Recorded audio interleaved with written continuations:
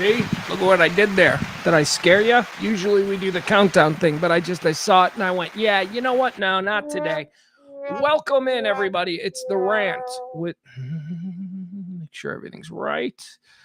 It's the Rant with me, Pugs Moran, live from the Kelly Moore Memorial Studios here on the beautiful south side of Chicago. Is everything working right? Everything feels just a little bit off for me. I came in. I had to do some things yesterday at the end of the show. Hi, everybody. How's everything sound before I move forward? Let me know, people in the chat room. How's everything sound? Because like I said, the camera's a little bit different. I'm working through some things. I might do a different set. I don't know. I need inspiratu. All right, let's say hi to the chat room. Let's do that first. We'd like to award a podium prize. The first, second, and third place person in the chat room gets rewarded, just like in F1 with a podium. Let's see who is. Does that work? Does that go up? Hold on. Let me refresh my side of the chat room so I can see who is our podium for today. Would you look at this? We've got April in first place, followed by Adam, and then Peter. That's our podium. April, Adam, and Peter.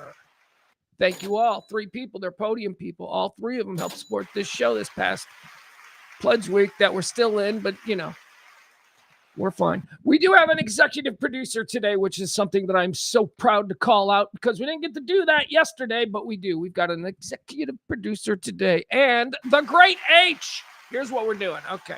So the Great H has been executive producer before, although you've never heard this name because every time I've used a different name because this person isn't like that. But thank you so much to today's executive producer, the Great H. If you want to help support this show and maybe possibly even be the executive producer for Monday's show, all you got to do is be the big tipper today. Drop a little something in the Cash App or the Venmo. That'd be great. Appreciate you. Help support this kind of talk radio, the kind of talk radio that used to exist but doesn't really anymore. Because I don't give a shit how you voted, and you shouldn't give a shit how I voted. We should just talk, and then we'll figure out, like, where do we stand? But nobody who is invited to this daily party that's been going on every day since noon, nobody should be looking at the world through some kind of partisan lens. We're just here. We understand we are the group of people. As I always like to say, there are 15% of people on the right who are gone. Their closets are filled with the MAGA hats and the cool ass, I'd rather be with Putin t-shirts. Those 15% of knuckleheads on the right are gone. They're no longer invited to Christmas. Hell, most of them are banned from flying anyway. So, if they live out of town, you don't have to see them anymore anyway. That's right there. That's 15% on the right. Gone forever. Can't be reasoned with. They have revealed themselves to be insane. Then you got 15% on the left, the exact same thing, except they're 180 degrees different. These people, they're the ones with the multicolored hair, and they don't know what gender they are. And they're sitting around their little college apartment trying to build bombs so they can blow up the local Tesla dealership. Those people are gone. 15 and 15 are gone. That's 70. That's us. We, the people in the middle, normal folks who can still do business together. Some are Republicans, some are Democrat, but most of us are normal. And we can agree on things that can be agreed upon. That's who this show is for, and we've been doing it every day at noon for quite some time. Let me call your attention to our mothership, Radio Misfits. RadioMisfits.com currently is hosting the incredibly cool, I haven't heard the second episode. They did a podcast series. Who Killed Live 105.3? For those of you unfamiliar, Live 105.3 was a groundbreaking and very cool radio station in the North Texas area, Dallas, Fort Worth to be exact. It burned white hot for about a decade, and then for no reason that anyone can seem to figure out, went away, disappeared into the abyss, was taken over by 24-hour cowboy talk, which, is a moneymaker in Dallas. But okay, So we created a podcast called Who Killed Live 105.3, where a bunch of the people who are associated with that station come back together and talk about it, memories and all of that. Exclusively from Radio Misfits. You can find it on any of your favored podcast platforms, your Spotify's, your Apple. It's Who Killed Live 105.3. Episode 2 available now. New episodes drop every Thursday. How pro did that sound, right? That was off the top of my head. I didn't have that written down. I was just going. I'm like, okay, what else do I need to say? All right, so please check that out. Let's say hi to the rest of the chat room, the folks who I haven't podiumed today. Once again, today's a podium. Today's a podium. Today's podium, April, Adam, and of course, Peter. We also got Barney. Barney's here. Good to see you, sir. Who else? Jen is here. Kev's here. Excuse me, Taronda. Yeah. I didn't want to say anything, because, I'm like, okay, let's see what happens, because maybe there's something wrong with Taronda. Taronda didn't make the podium today for like the first time in forever. And I was like, we're okay. See, this is how I feel about you. You're like my little chickens. Sometimes your CC ain't been around in months. That causes me sleepless nights. I'm like, is he okay? What a lovely guy he is. Jeff Ballard disappeared for a while. People disappeared. I get very concerned, unless you're crazy. There are some people who disappear because, it's best that you do disappear. But I'm just saying, I'm a little bit concerned. There's people, and Taronda not to be on the podium caused me to go, oh God, here we go. But Taronda's here, never fear. Good to see you. Who else do we got? We've got April. Well, I said April. That's right. April was in first. Going all the way down. Where's Maddie? Oh, Maddie's okay. Here's a problem. So Maddie, I think, is over on Twitch today. Maddie's watching on Twitch. We're trying to make this, apparently Twitch is better for these kinds of things. So she's over there. We've got a Twitch stream go. I don't know. Somebody reach out to Maddie. She can explain it better. I got way too many things on my mind. You guys, no idea. I know it's Friday and we're all just, let's get to the weekend, please. We all got bullshit. Like we all have the shared bullshit. We have the shared bullshit, which we talk about here. These are all things that we can connect on gas prices and just what did he say? Just stupid stuff. That's what we do most of the time. But we also, we have other stuff. When we go home and it's the problem with it's my daughter's giving me attitude again or whatever it is. Everybody's got their own personal universe bullshit that's going on.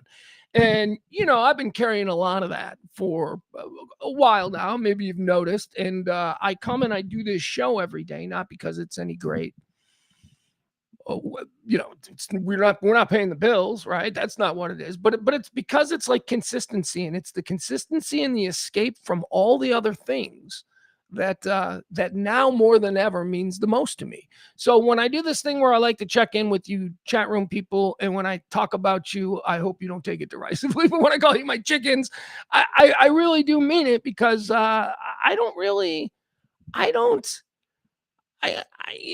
a lot of really not great stuff going on, and nothing that can't be fixed, nothing that won't work itself out. But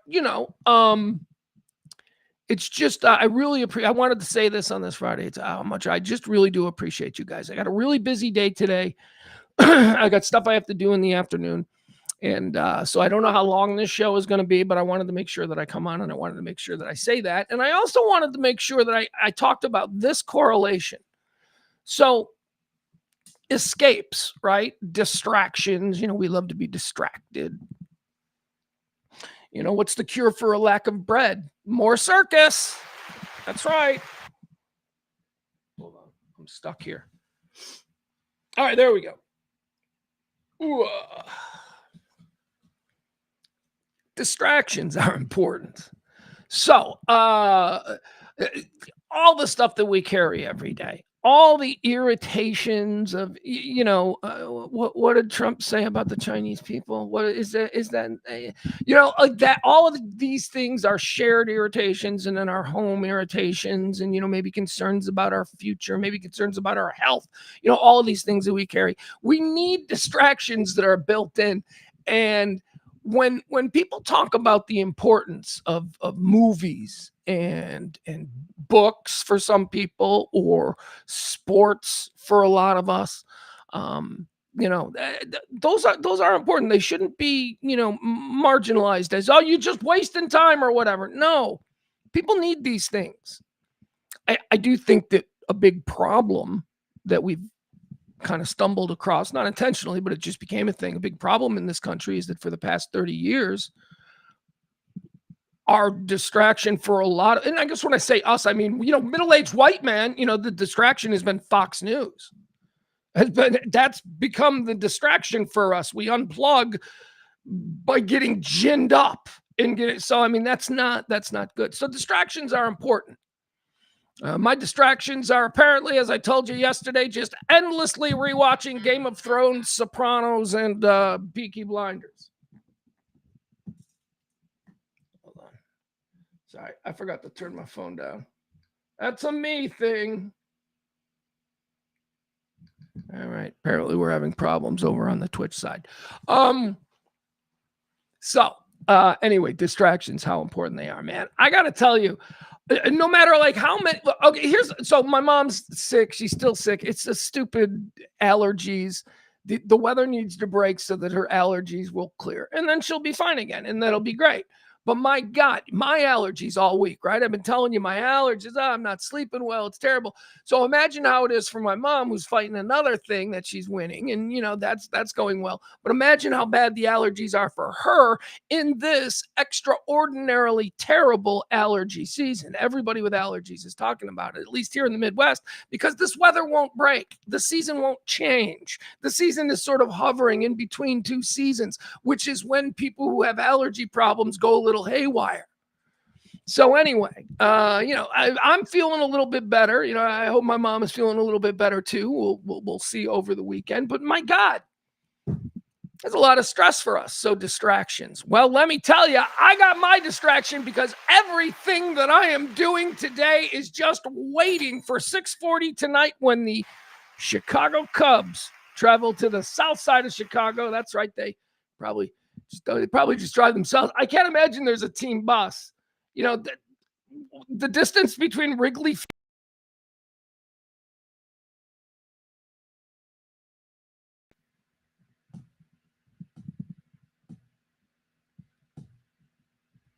All right, are we back on? I caught that bitch right away. We had a little computer flare up and the mics went out, but I caught that bitch right away. Yeah, I did. All right. So anyway, the distraction that is just going to carry me through this weekend is going to be the Chicago Cubs, Chicago White Sox series that's happening here in Chicago for my Texas friends. I've explained it to you like imagine if Texas OU was 3 games in a row, 2 weekends every summer, right? So it's like a crazy moving circus.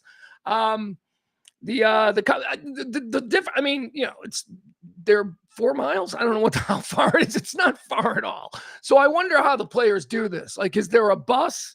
Do they all need to be accounted for, or are they allowed to just drive themselves to, the ballpark that's just like 4 miles further than the one they would be driving to for their home games? I don't know. 8 miles, maybe. I don't. It's not far.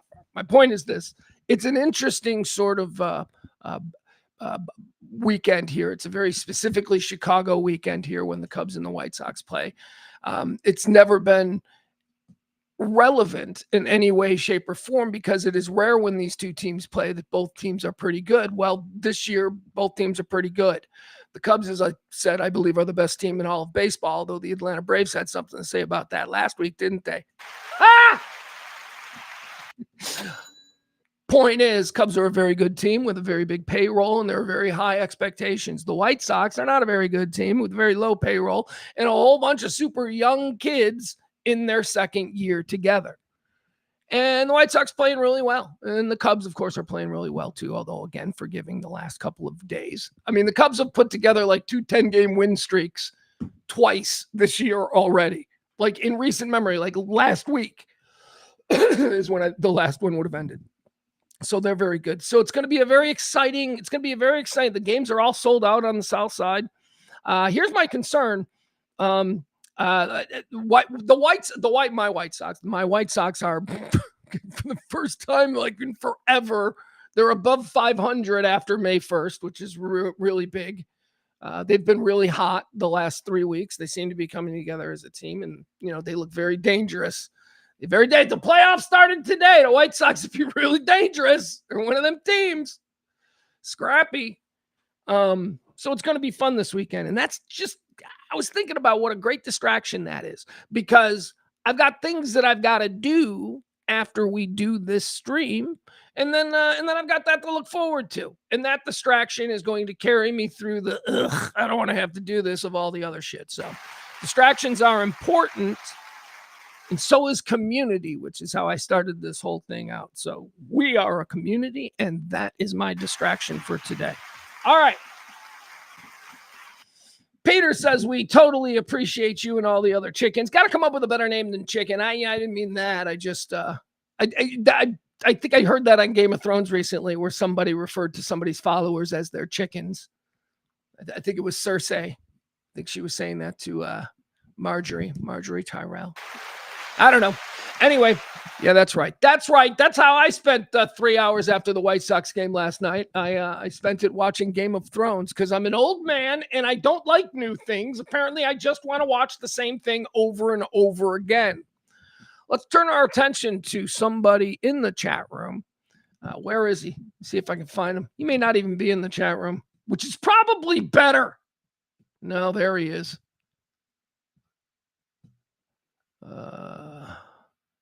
There he is. Look at him. Look at him right here. Look at this son of a bitch. Thorn. It's been a burr under my saddle. I almost said thorn under my saddle. It's thorn in my side, burr under my saddle. He's been a burr under my saddle. All right, so here's what's going on with me and Adam. So I'm oddly, weirdly obsessed with celebrity deaths and maintaining some kind of official accounting of what we call the celebrity death trilogy. We did it yesterday. We did a full accounting and got all caught up yesterday with the celebrity death trilogy. What is the celebrity death trilogy? Well, we believe around these parts that celebrities die in threes. They die in threes by mandate because celebrities don't go to regular heaven. They go to celebrity heaven, which is just a really nice, like, golf all-inclusive resort behind gates. And anyway, all of these housing units are 3-bedroom condominiums. So celebrities die in 3, and then that's the celebrities they have to stay with for the rest of their lives. So that's why celebrities die in 3s. So the next time somebody goes, isn't that weird how a celebrity dies in 3? Just say, well, that's because heaven has a special section. Just come on, let's get this myth out there. So that's my obsession. And every year, starting on January 1st, I begin to compile a list. And as celebrities die, I add them to the list. And I see how the 3 form the trilogy. First 3. Here, there are rules, though. The trilogy, you have to die within 10 days of each other. So if the first celebrity dies on May the 1st, the next 2 to complete the trilogy have to die, within those days. Now, it's very rare that doesn't happen, especially since I'm the person who decides who the celebrity is. So, yes, for some reason on mine, they always seem to work out. You may have a legendary Hollywood actor, you may have a film producer, and you may have a Dutch DJ who was popular in the 80s. If I need a celebrity, I will suddenly deem him worthy and put him in there just to make my nice trilogy. So I'm not above that. Comes Adam today. Adam sends me a little thing on Twitter. He's like, hey, here's another one for your death trilogy. I don't know. I do know how Adam talks. It ain't like that, but that's how I like to characterize him. He's like, hey, I got another one for your death trilogy. So here's who Adam gives me. Gives me somebody by the name of Charlie Neal. Charlie Neal is a well, let's let Adam describe. Adam describes him as, hold on.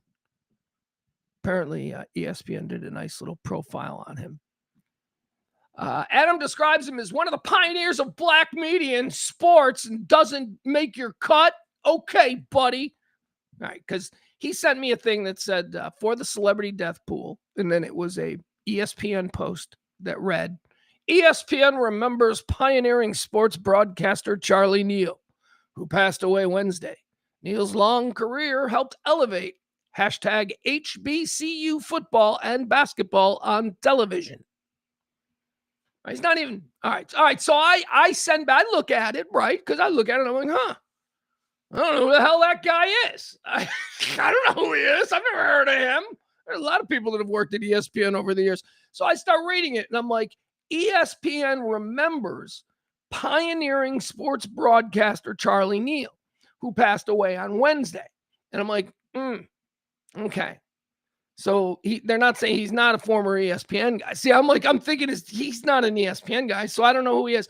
So I send back to Adam, I'm like, he doesn't make my cut. To which Adam responds, one of the pioneers of black media and sports doesn't make the cut. Okay, buddy. And I don't know. I said, he doesn't make my cut. I stand by it. All right, so Charlie Neal, here's why he doesn't make my cut. Charlie Neal, born on October 28th, 1945, dead on May 13th, 2026, was probably a great guy, but he was a BET sports guy. BET, something I never watched. I'm not really in my wheelhouse. It was BET in like 1980. Do you know how much like cable time? He's not a name, dude. He didn't even work at ESPN. ESPN is just like, hey, this guy. He did historically black college and university football starting in the 1980s, or in the late 70s, early 80s, whenever it was and it started. He was the first guy to do that on BET, which was the cable channel. And then he stopped doing that, and now he's dead. And I'm sorry, I don't remember.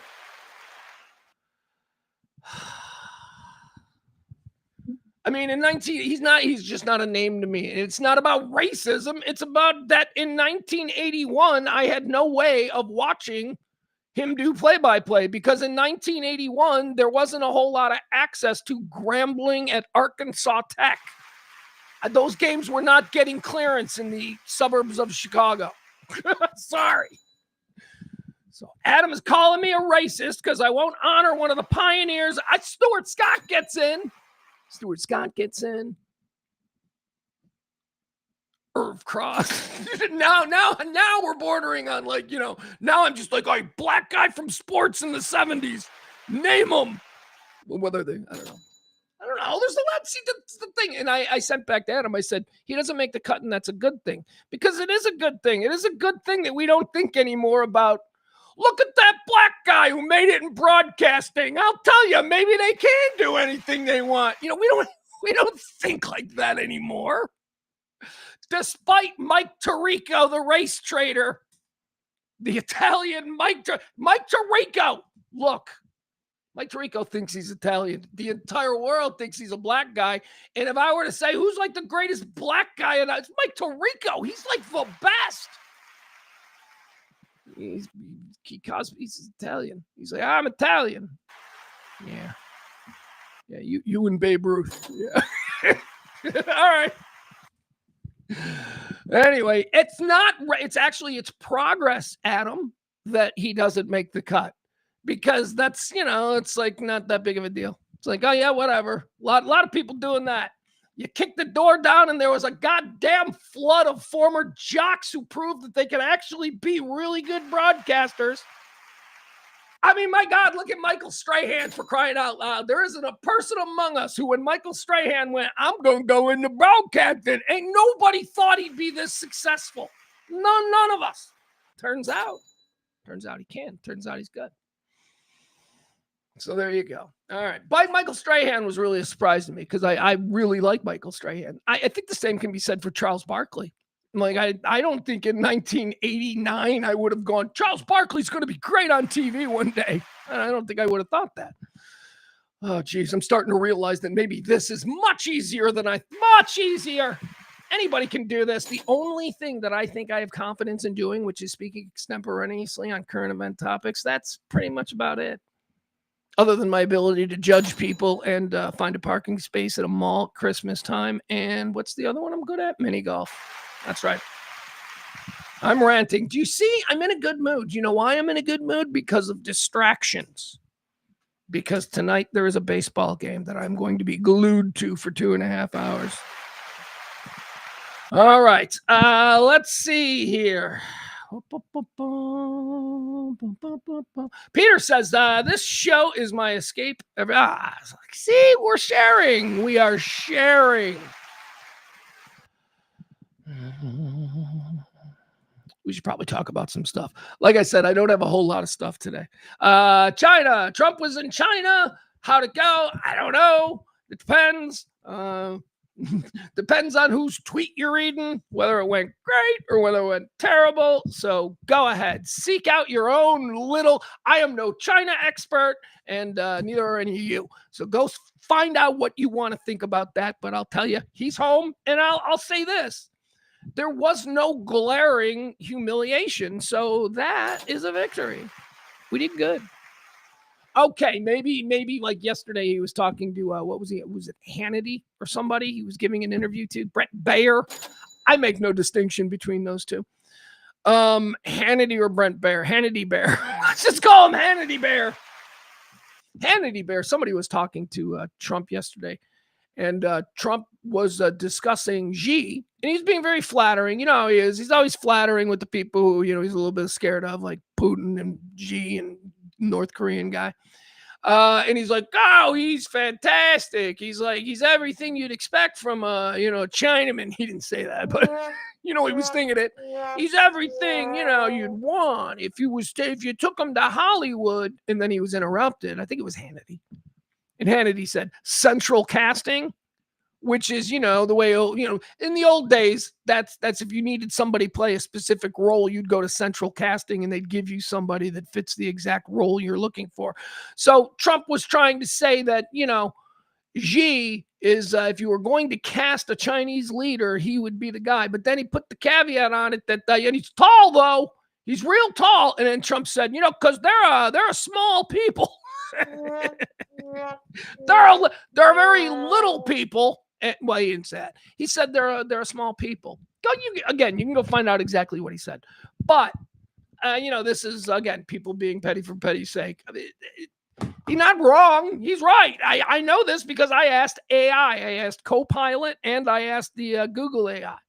I said, are people in China shorter than people from other parts of the world? Is that sure? Absolutely. And then I started being specific. I said, are people in China, are they shorter than white male, or are men in China, fully grown men in China, are they shorter than fully grown white European men? And they're like, yeah, significantly.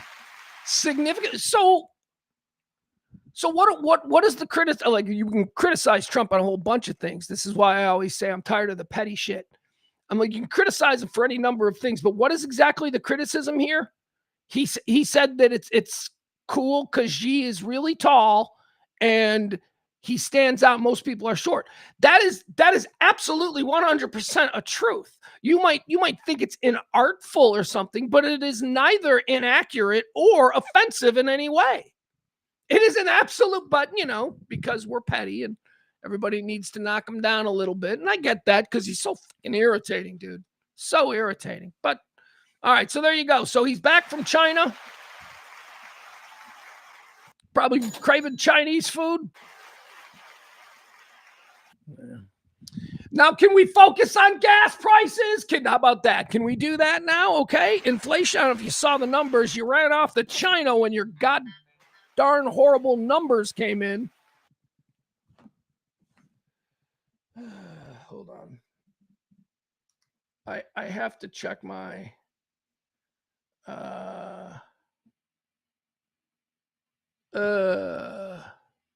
hold on guys, I gotta take a quick break. Hold on.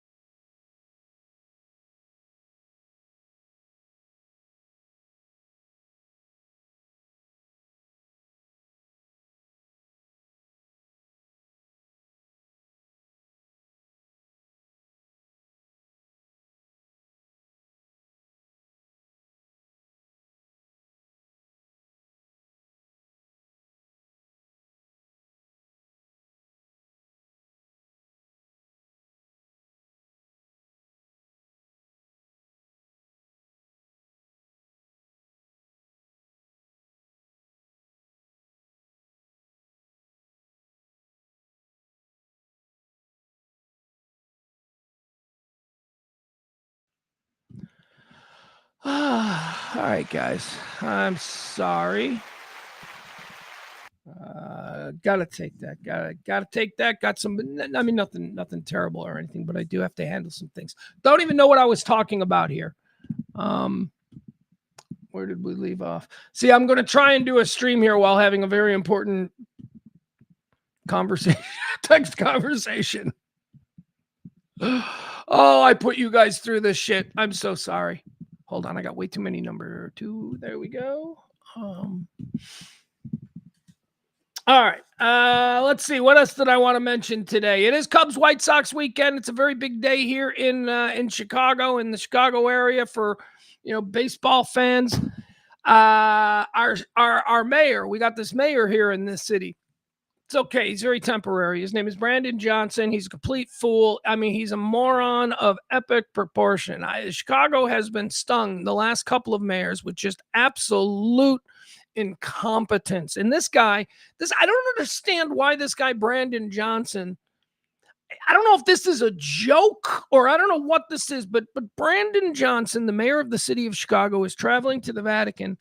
He is traveling with a group of Chicago politicians and congressmen, and they're going to meet the Pope. They're going to meet the Pope. The Pope is from Chicago. It seems to be like a natural.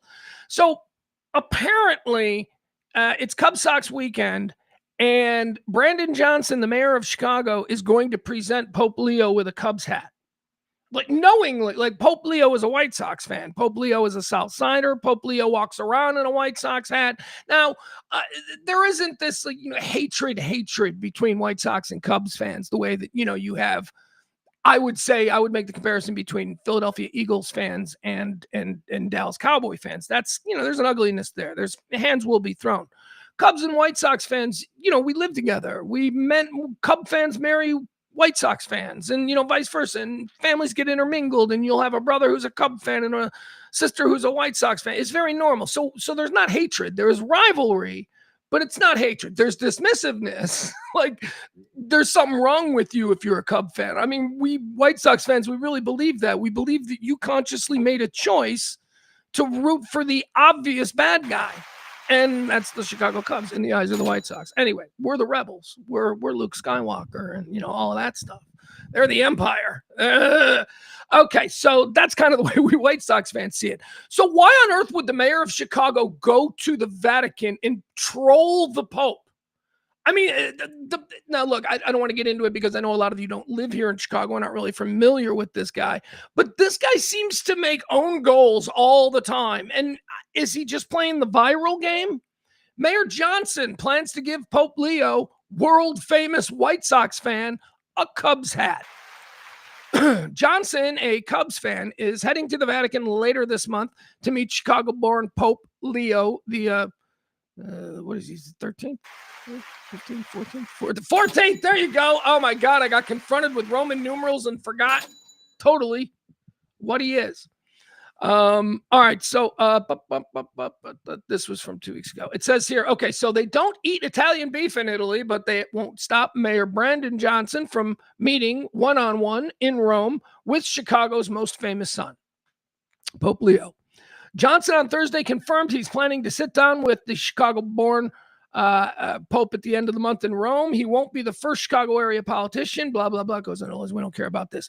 Johnson said he's planning to express to Pope Leo the enormous amount of gratitude and pride Chicagoans have in him. The Pope has, quote, elevated the consciousness of the globe around his position and stance around our collective humanity, Mayor Johnson said. Let's see here. As he prepares to head to the Vatican to meet with Pope Leo, Johnson on Thursday admitted that getting him to don a Cubs hat may be a tall order. He is going to present him with a Cubs. Okay, I don't even want to go into this. I don't understand what he's doing. This is not.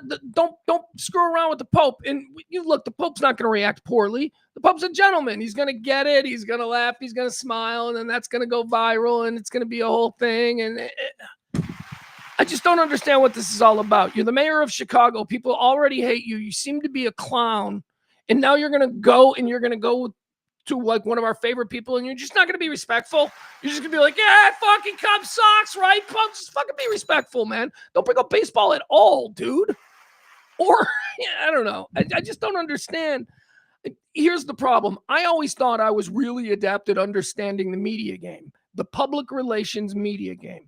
I always felt that, I crisis management and I understood how things could be done to help situations, right? I mean, years and years of just working as a talk show host, you understand how tides are among the listeners and all that. So anyway, I always felt I was really good at that.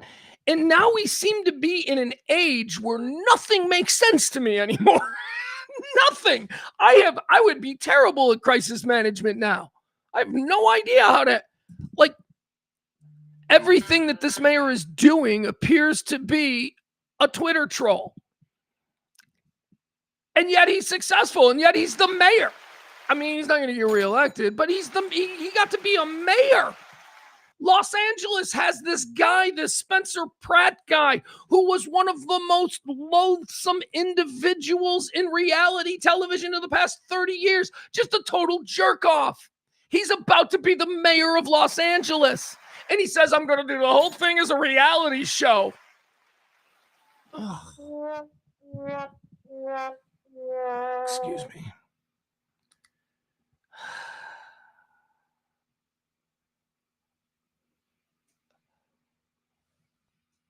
Hold on, guys. One more time. Hold on. I got to do this.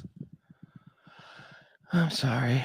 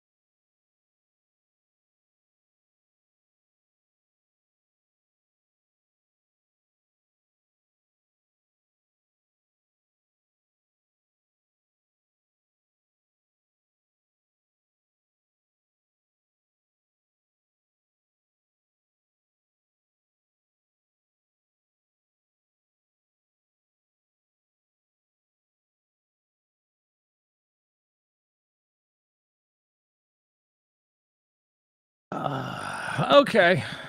There you go. Oh, boy. A lot of stuff going on. Oh! Okay.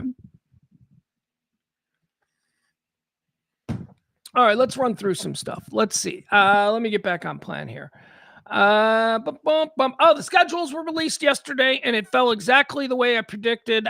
It was the Titans and the San Diego Chargers. I told you about how the NFL teams all have these social media departments, and the social media departments all well, it's their Super Bowl, the schedule release viral video that they're all tasked with creating. And over the years, and it's only been since about 2010, I think, is when they first started really doing it.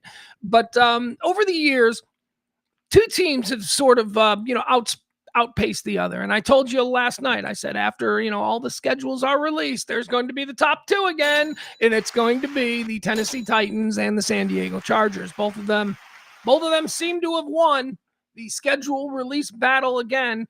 Let's see here. There is a consensus. I wanted to give you exactly what people are saying about all of the By the way, just so we're clear, the Cowboys, I'm not going to waste our time with the Cowboys one. Absolutely sucked. Jerry once again got himself a sponsor for it and then put zero effort or creativity. It was just dumb. It was just, ugh.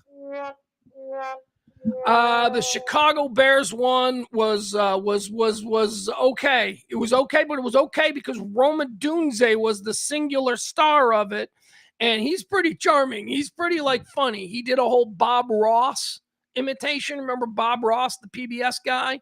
Because Rome's got this big Bob Ross hair anyway. And he just kind of did this really easy painting. And he basically painted the whole schedule. And that was interesting and clever, and that's fine, but not great. Let's see. Okay. The Los Angeles Chargers and Tennessee Titans digital media departments are receiving the most overwhelmingly positive responses and leading the viral rankings for the 2026 NFL schedule release. Major sports publications, including The Athletic and Yahoo Sports, have ranked the top NFL media departments according to view counts, fan reactions, and creative execution. Here are the winners. They said the Los Angeles Chargers won. The Los Angeles Chargers. We'll take a look at that. Now, the Los Angeles Chargers were the only one. I think the Los Angeles Chargers got a boost because they made reference to the Rossini-Vrabel scandal in their schedule reveal. But it was so tame. It was not... I mean, it wasn't even... You had to pay attention. I had to be told it was there and then go back and watch it twice in order to see it. So not really the edgy coolness, but they were the only ones who went there. And they went there very briefly. And so it looks like they're giving them number one. Number one goes to the Los Angeles Chargers digital media department. The theme of this year's entry was a highly detailed parody of the video game Halo Infinite? I don't know. Not a gamer. It says the Chargers creative team continues to dominate the internet with intense attention to detail. The video is loaded with brutal opponents' roasts, calling the Jets Operation Zero coverage and mocking the 49ers with a soft tissue graveyard map selection. So it's like a game. It's like you're playing a game. That's how they did it. The Tennessee Titans here came in second. Now, Tennessee Titans I thought were the funniest one. They always are the funniest one, but they returned to what they had done a couple of years ago, which was the man on the street thing, which was very encouraging. So the Tennessee Titans, their theme was, again, a return to their man on the street schedule reveal, which is always very funny. It says the Tennessee Titans social media department struck gold again by finding random pedestrians who vaguely resemble figures like Eagles security chief Big Dom and Raiders rookie quarterback Fernando Mendoza. So what the Titans did, and I thought this was the best one, was the Titans went on the street and just started approaching people and saying, Big Dom, who's the security. People associated with teams they're playing. I'll show it to you. Anyway, it was funny. I thought it was funny. I thought it was really good. Best cinematic parody went to the Las Vegas Raiders. I got to be honest, I didn't see their video. Most unique concept went to the Seattle Seahawks. Their theme was a series of fake, bizarre cologne advertisements named Parfum. So like every team that they were playing had their own perfume and smell. Best corporate parody went to the Atlanta Falcons. Their theme was a meticulously executed recreation of the ESPN legendary This Is Sports Center commercials. All right, I didn't see that one either. And then here you go, an honorable mention. Honorable mention, Chicago Bears. The theme, a tranquil Bob Ross painting parody featuring wide receiver Rome Odunze. It's only good because Rome was so good in it. Because Rome is not an awkward, pro guy who doesn't... he's like a drama kid. He's like a theater guy. So he, totally went into it. All right, how about the worst? Who did it the worst? Do we need to see? The Cowboys didn't make the list of the worst, so we don't have to talk about them anyway either. Here, let me show you an example of what the Chargers did. And I think this is why they had an unfair advantage, because once they released it, it went viral because they're the only ones who made any kind of a reference to the Rossini and Vrabel thing. So they got a big boost. Everyone's like, oh, I want to see it. And then it was nothing. Little cheap. I believe that's the little cheap San Diego. Here we go. Boo. 12 versus the Patriots. All right, so again, San Diego. This is San Diego, Los Angeles Chargers. I keep calling them San Diego's.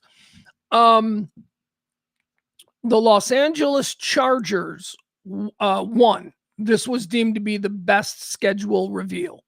Now, this is just a clip of it. This is just a clip from the part where they make reference to the Mike Vrabel, Diana Rossini situation. So that's all I'm showing you. But if you remember, what Los Angeles Chargers are trying to do is create like some game, Halo Infinity. Like if you're a gamer and you play that game, this is probably all very familiar to you, but it's not for me. Conquer the cupcakes. All right, so yeah, so this is week 12. This is how they announced that they're playing the Patriots in week 12, right? Okay. Week 12 versus the Patriots. Conquer the cupcakes.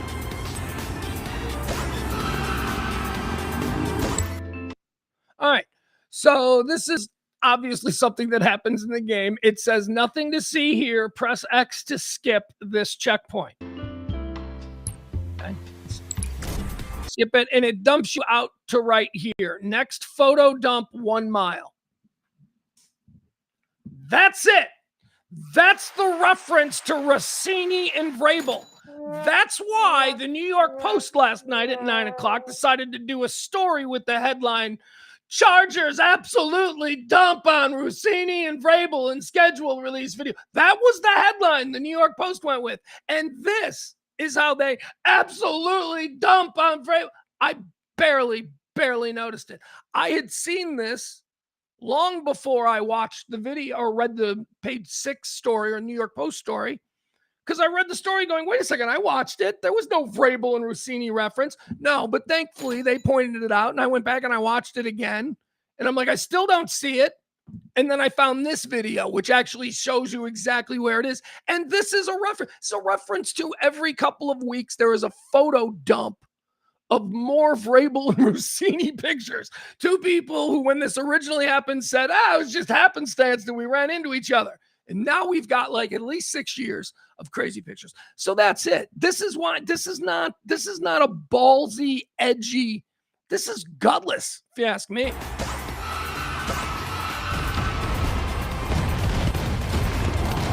Week 12 versus the Patriots. All right, there you go. All right, so now let me show you the Titans. Titans lost in the eyes of the sports writers, I guess.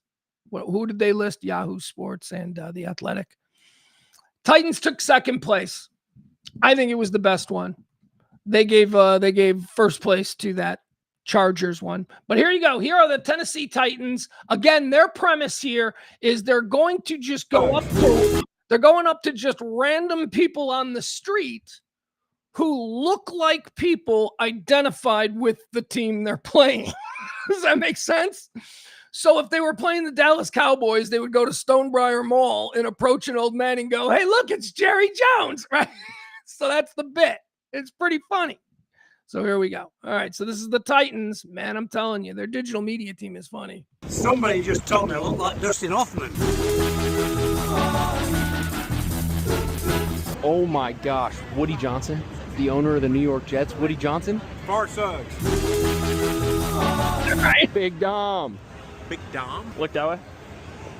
Yeah, looks just like you. Because I have a brother named Dom. Don. Hey Cam, are you Cam Scattaboo?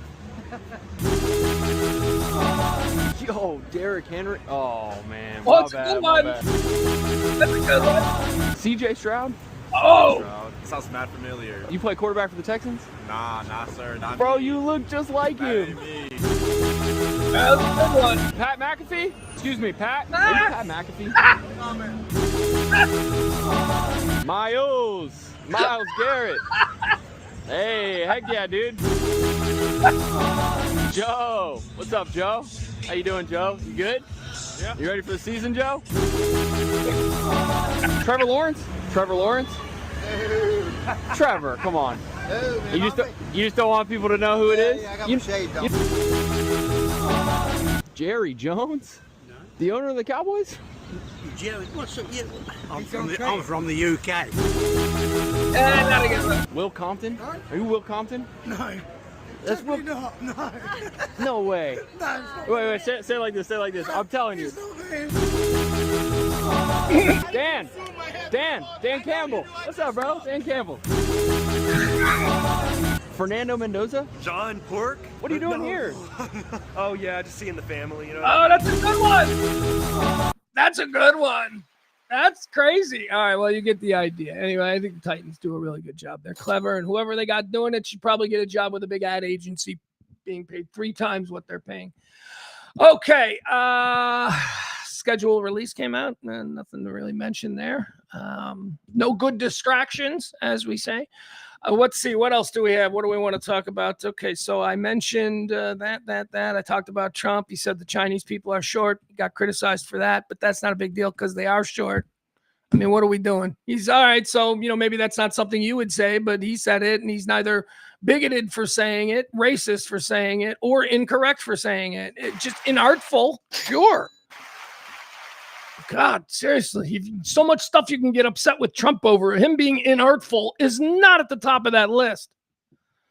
Okay, here's a crazy story. Oh, no, let's do this one first. Because I wanted to talk about this. I want to bring this back. This was from yesterday, a little bit of an update on yesterday on the Dalton Easterling, I don't know, whatever. Chud the Builder. That's what I'm talking about. The Chud the Builder story from yesterday. Chud the Builder is the guy who goes around and, confronts people and says terrible things and then dares them to do anything to stand up for themselves. And then he pulls a gun. And that went bad for him a couple of days ago outside a courthouse there in Tennessee. He got into it with somebody. He fired his gun. He shot himself, and then he shot the other person. I think nobody is injured to the point where we need to be planning any funerals, but whatever. I mean, you could see this coming.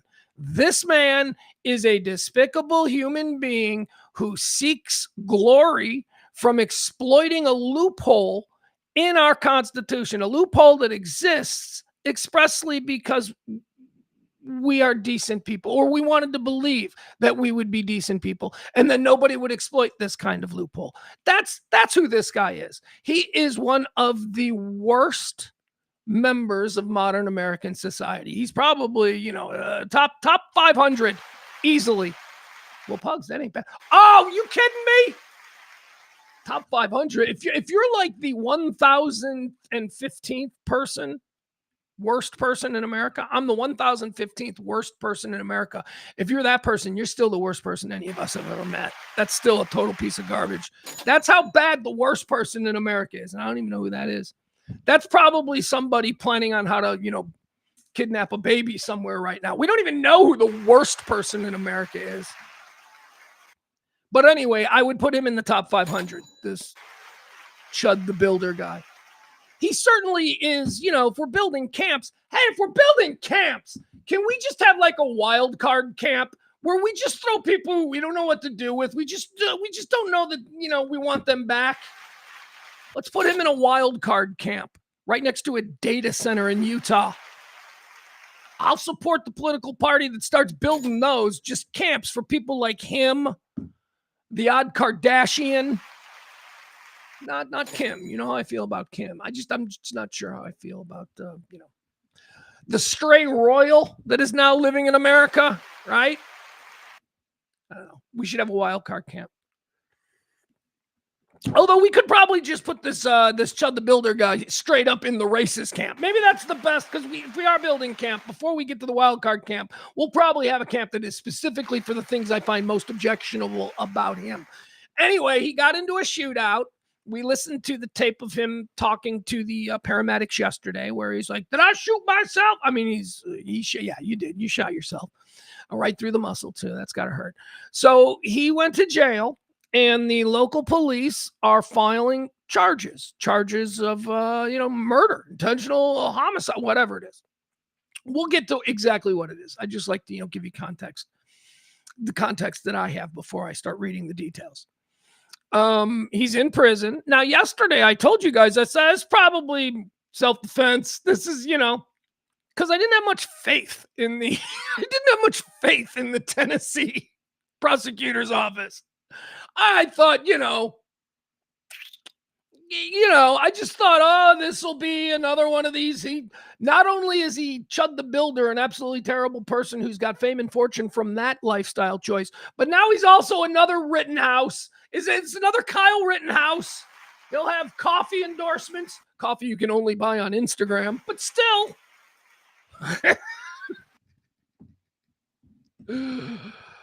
All right, so they put him in jail and he had to go to court today. Before we get into his arraignment, he was in court for an arraignment there in Tennessee today. Before we get into that, I want to talk about a story that broke yesterday. There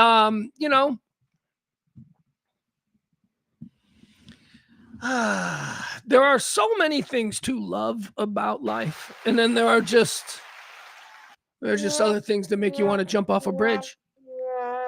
So Chud the Builder, he's got one of them donate to me, give, send, go. Chud the Builder, the guy who goes around and calls black people the N-word on the street and then dares them to fight back. And when they do, he pulls a gun. That guy has raised over $1 million for himself. It's for him. It's for him, whatever he wants to do with it. I mean, I don't know. I think maybe he might even already have $1 million. I don't know. He's got some court problems concerning credit card debts and stuff. So maybe not yet. Maybe he hasn't. Maybe he's not in the 12-year-old, 16-year-old gamer with a Lamborghini set of digital success yet. I don't know. But he's probably pretty successful. And now he's got more. It says here, Chud the Builder's Give, Send, Go fundraising page shot up to more. This was yesterday, 90,000 in donations in less than 24 hours. You can see the Give, Send, Go page is nearing its goal. Anyway, it's up over $1 million. Or I don't know if this is the story from TMZ. You know what? Forget I said that, because the other thing isn't from Give, Send, Go. It's from some other sites. So let's just focus on this one. All right. Chud the Builder's Give, Send, Go fundraising page shot up to more than $90,000 in donations less than 24 hours after he was involved in a shooting and then charged with attempted murder. All right. They stated a goal of 100,000 and he's already at 90,000. Okay. That's actually reasonable. It's not reasonable. Nobody should be donating money to this guy. And certainly do you know what $90,000 would do to me? It would run this show for a year plus. 2 years. I could get 2 years of doing absolutely nothing. But anyway, so all he had to do was, all right, enough of this guy. So anyway, let's talk about him in court today. So he's making money off of the whole Give, Send, Go, because people send money to things. I just wish people were better. Who sees him and goes, yeah, he's awesome. Even racists have to be like, man, that guy's just giving us a bad name. You can't be doing that. I'm a racist, but I'm not antisocial, right? That's a group of people. There are a group of people out there who would like to go around and go, look at all these ends. There are people who would like to do that, but they don't. Because, yeah, they're racist, but they're not antisocial. So this guy is out here giving those people even a bad go. Nobody should be supporting this guy. Who is supporting this guy? People who are like, man, I really wish I could go up to every black guy and call him the N-word. Are there people like that? Are there people like that with $90,000? Because this guy's raised $90,000. Oh, here's a reminder, by the way. Yeah, I'll just show you this, because I didn't show this yesterday, because yesterday my decision was, let's not show that, because he's just a piece of garbage, and why on earth would we want to, give him even more attention, even though I have no real push. But this story seems to be sticking around for something I'll tell you about in a minute here. But let's just, for those of you who are unfamiliar with what this guy who has now raised $90,000 in donations does, here's what he does. There's some clips of him. All right. Come on. Come chimp out. We got 18 rounds for you. We ain't got nothing else. Don't follow me in my truck, nigger. You're pandering to the niggas, bro. We already know that's what you're doing. Have a good one, Chad. Yeah, you too. Go chimp out. Nah, you watch what you say. Or what, nigger? You want to get maced right now or what? Come on. Come chimp out. Come chimp out. Come on, follow us over here away from the kids. Come on. Come chimp out, nigga. That's what I thought. Come chimp out, nigga. Right here, pussy. Look, he wanted to start chimping out. Or what, nigger? That's what I thought. Come on, come do something. Come over here away from the children. Come over here away from the children. We want to get a good clip. Let's get a good clip. Come on. Come on, nigger, come on. All right, we're good.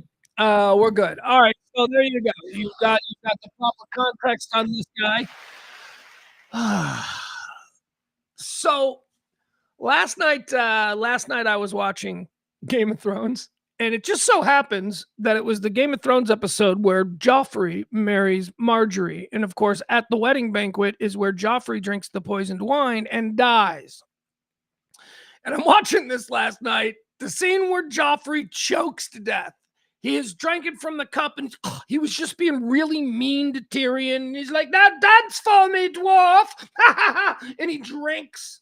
He's like, and he starts to choke, and his veins in his face all break, and his eyes turn blood red. And he goes with his last breath to Cersei, "Mommy, I got," and then he dies. I watched that 3 times last night. That was so satisfying. It was like the most satisfying thing ever. Watching Joffrey die, suffocating on bad poisoned wine, whatever it was, dying. It was wonderful. I went back. I'm like, I'm going to watch that again. That is great.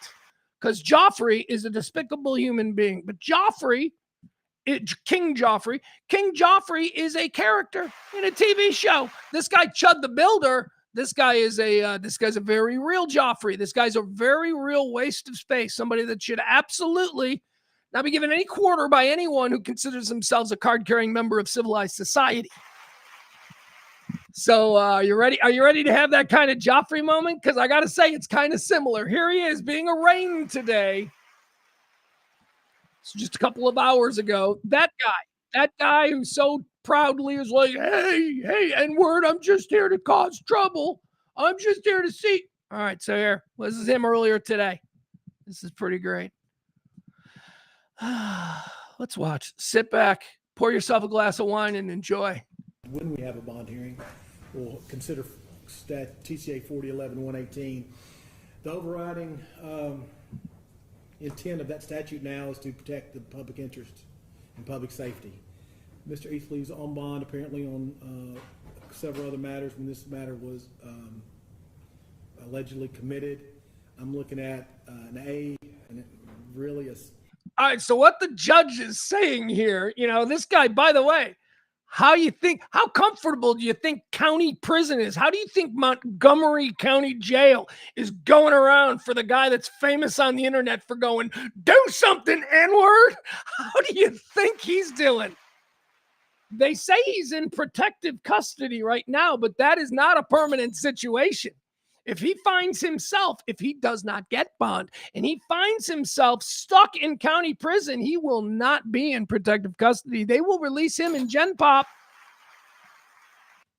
So ain't good place for him. Now, what the judge is saying here is, well, based on the fact that he's got all of these other outstanding bails and bonds, and because, this guy for a living gets rung up. He causes problems, busy party districts in southern towns. He starts fights, and then the police come, and he keeps getting arrested, and he bonds out, and maybe, the charges are dropped or whatever. But he's got all of these other things, these multitude of arrests, and the judge is sitting here going, yeah, you probably shouldn't ever be let out, which is so satisfying. Because the judge is like, yeah, I don't know if I should give you a fair bail. You are obviously someone who gets arrested a lot. You are not good for this. So at this point now, Chud the Builder is starting to realize that all of his bravado and confidence is now going to be the reason he's going to be somebody's wife by midnight tonight. A super D, a C, really 3C, looking for other matters and public safety. Mr. Easley's on bond apparently on several other matters when this matter He's on bond apparently on several other matters. Was allegedly committed. I'm looking at an A and really a super D, a C, really 3 C's and an A really for tracking kind of purposes. It's pretty serious. Your Honor mentioned criminal homicide. I thought that was attempted. I said, did I say homicide? I meant to say attempted criminal homicide if I didn't. Okay, I understood. thought I did, but that's still an A felony. Yes, sir. Okay. So we're gonna have a bail. I'm gonna set just a bond right now till we have our bail hearing. Then I'll let you make all the arguments. We can go through all the factors in the statute and see if that gets amended up or down. Okay. Yes, sir. I'm going to set initial bond at 1.25 million. Look at him. He's like, I ain't getting out of here tonight. Oh my God. And by the way, this isn't even the bond hearing. This is the arraignment. This is just, that's a number in case it does, it takes forever to get to the bond hearing, but it won't. But that's just where he's ballparking it right now. So when it comes to bond could be even more. Like the judge could be like, yeah, you're really a menace to society and we're going to keep you locked up. But it's this moment, it's this realization where he's trying to do the math on that number to figure out if there is just some way that he can, how much did I make from the Give, Send, Go campaign? He is trying to figure out how he can make this work for him because he desperately wants to get out of county prison there in Tennessee. Set initial bond at 1.25 million. Based on the fact how many people were in the courtyard, were here at the courthouse, and the seriousness of all these felonies. And his bond status. He's menace. Okay? Yes, sir. So the 26th at 9 o'clock, the 21st at 9 o'clock for a bond hearing, and then the 26th at 9 for a preliminary hearing right here. Does that work for everybody's calendar? General? All right, well, there you have it. He was given a preliminary $1.25 million bail. Of course, he's going to be held over. It's a weekend. He's going to be held over for a bond hearing where we'll find out, whether these charges. Now, I should tell you about the charges. So he mentioned the charges. Alleged criminal attempted criminal homicide, which is a much meatier charge or a much more nuanced charge, the stuff that I'm reading about it, because I'm not a lawyer. But it's a much more nuanced and thought out and specific charge than what people thought he was going to be charged with when people were saying, well, it's first, Second Amendment or whatever. He's got a right to defend himself. That was initially how I felt too. I thought that was cut and dry, right? This is going to be again with Kyle Rittenhouse, but this prosecutor in Tennessee is going a different route. And this is what some of the stuff that I've been reading people are saying. They're like, no. See, this guy knows that's coming, and he is going to charge him with something that is going to negate that. What he is talking about is premeditation, which will supersede any of that stuff that you get. Premeditation. They're going to try to show that this guy, throughout the course of the last however long he's been famous on whatever it is he's famous on. I see him on Twitter, but I also assume he's on TikTok. That this guy has been premeditatedly leading up to this moment with his actions. And that this was not self-defense. This was inevitable. That's going to be a Scopes monkey trial for the ages. If that goes to trial, if this is in fact, and I don't know how that would be worded or what the laws are, but this is the idea that lawyers are saying they're probably going to come at this guy with. Because again, folks, this show is for normal people. If you believe, if you're rooting for him in any way, if you are on any side other than this guy is a plague on civilized society and he must be dealt with, okay? If you're on any side other than that, you're wrong. Now, we might get to a point where some of us on this side are like, let's hang him in the county square, right? That's a bit extreme. I don't know about that. But I do believe that he should spend some time in prison for this, which will be just so beautiful. Just considering how he's famous and, how confident he was. You violate the rules of civilized society, and God knows how this is going to shake out. It's 2026. We don't really know how anything works anymore. All the constructs have been broken. So Anyway, very interesting. This prosecutor down there in Tennessee seems to believe that this guy is a premeditated menace and will be charged accordingly. So bring it on. Let's see what this is. Let's set a precedent. Because again, this is a normal person thing. Normal people are like, yeah, that guy sucks. That guy sucks. Well, he might suck, but does he deserve the? Yes, yeah, I do. I think that we can probably find a reason based on our justice system to put him in jail for some shit, and he deserves it. That's justice. There you go. Anyway. What? I can't just walk up to a black man and say the N-word to his face? This is America. I can say anything. No, you're right. No, I mean, technically, yeah. And that's what I meant earlier when I said that this guy is just taking a loophole in what our founding fathers assumed we would be. Our founding fathers had better hopes for us than that. Okay?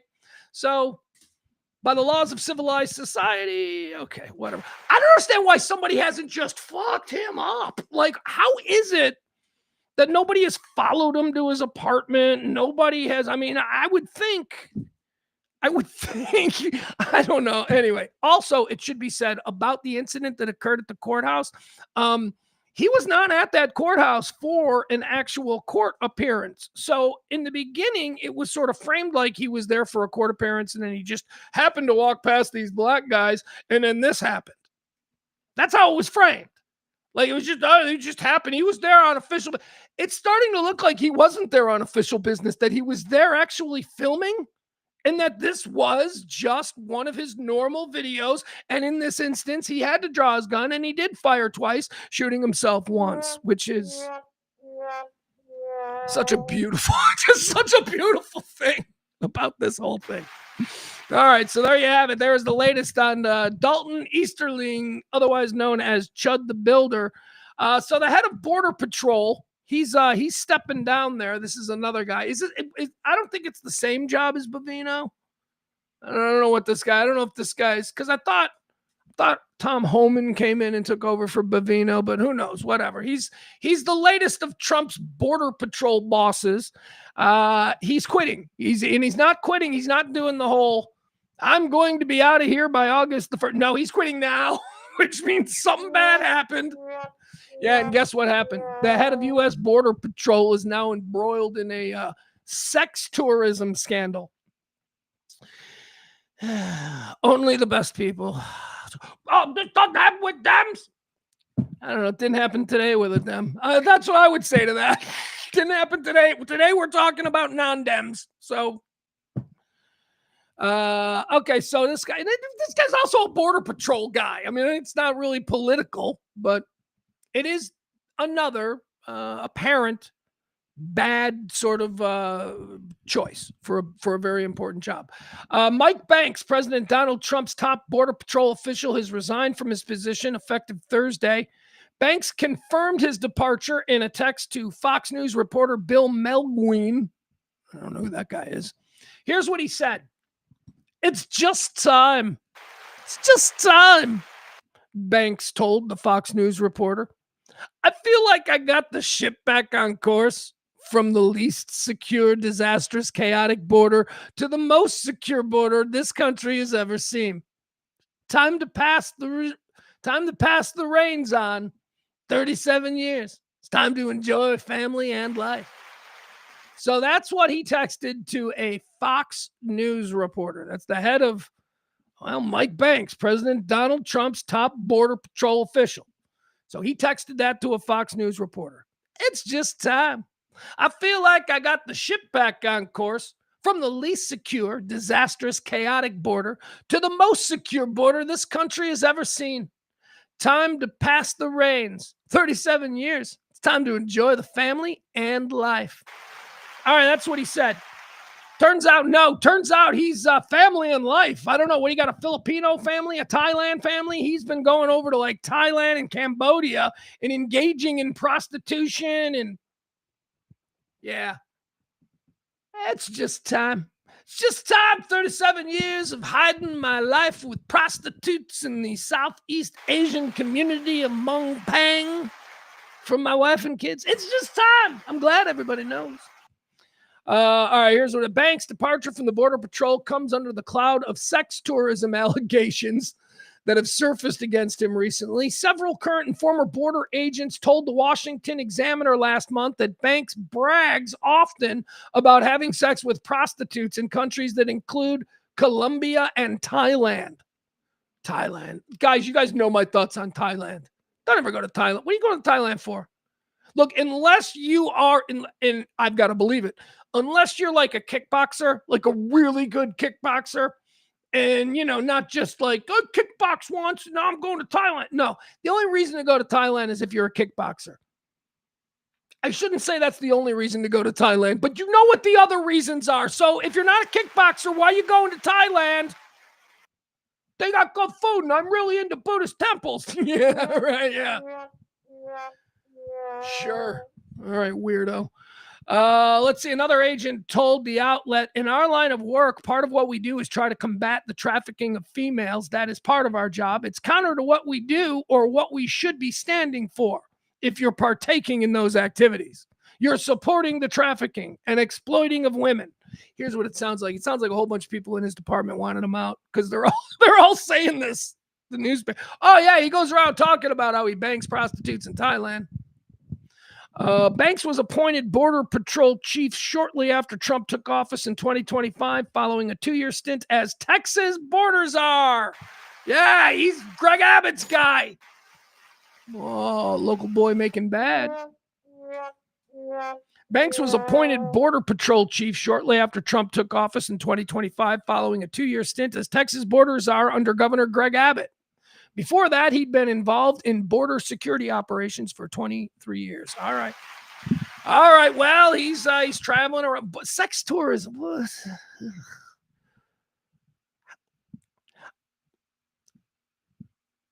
So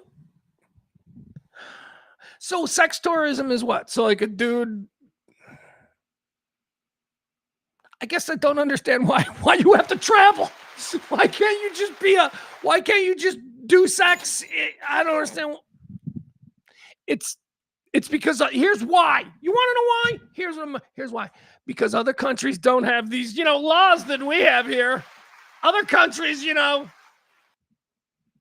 it's weird. It's just weird. I know you all think Pug's a bit of a sex prude. I'm not a sex prude. I'm actually very open-minded.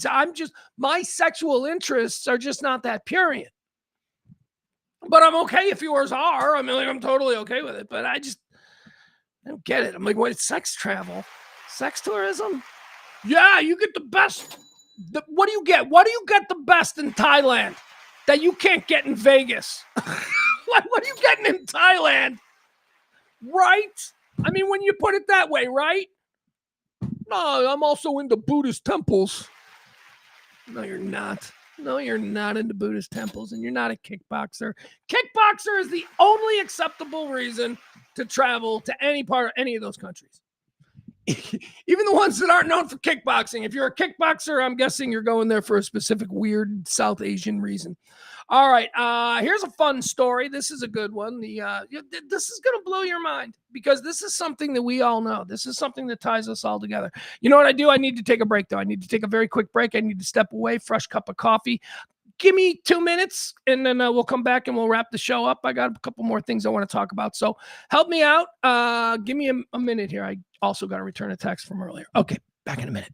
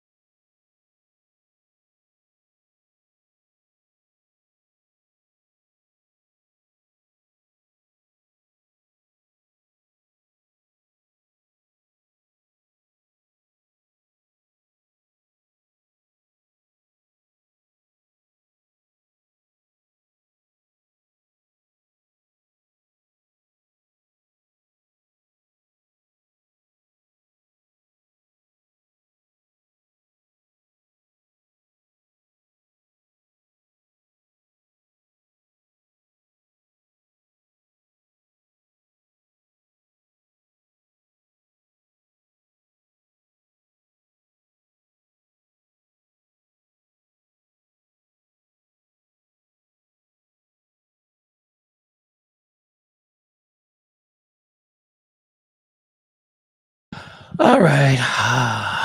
All right, everybody. Hiya. All right, so this next thing I want to talk about is mind-blowing. I never really look. We all know what this is. We all know the Kars4Kids, right? Wait, how's it go? One Kars4Kids, KIR. You know the TV commercial. It's on the radio endlessly for like the last 10 years. And the video, the TV commercial has those like cute little kids, but it's really awkward and corny, and they're kind of like, of course they're not really playing those instruments, and they don't even look like they're trying to convince you that they're playing the instruments. It's just very weird. And then the radio commercial for Kars4Kids, that's got this weird guy all of a sudden. He's like 1-800. I'm like, what are you doing with those kids? Let the kids sing. What is? Anyway, it's always been very strange, and it's been so ubiquitous in our society over the last 10 years, whether radio or TV or whatever. We see it everywhere. Parodies, people make fun of it. Everybody knows it. The song is, people think, oh, that song is the worst song ever written. I don't know. I think it's just a song that's played a lot. It's pretty simplistic. I don't hate the song, but okay. All right, so what do we think Kars4Kids is? This is the mind. This is what I love. What do we think Kars4Kids is? Do we think, what are we supposed to do? We donate our car. I get that. Donate your car today. So you donate the car. And what are they doing? Are they like then? Are they flipping it to CarMax and taking the profit and then giving it to who exactly? Kids? Or, are they giving the car to kids? Who knows what Kars4Kids is? All we know that it seems like a very successful, very large, and ubiquitous charity that exists in our world. But I don't think we've ever asked the questions about what the hell is that exactly. Well, guess who did? A judge in California yesterday asked some of those questions. Didn't like the answers that he got. Kars4Kids. 1-877 Kars4Kids. Kars4Kids is now banned from advertising anywhere in the state of California. Bet you want to know why, don't you? I had no idea about this stuff. All right, so first of all, some dude who donated a car to Kars4Kids in California took an interest in what happened after he donated his cars to Kars4Kids.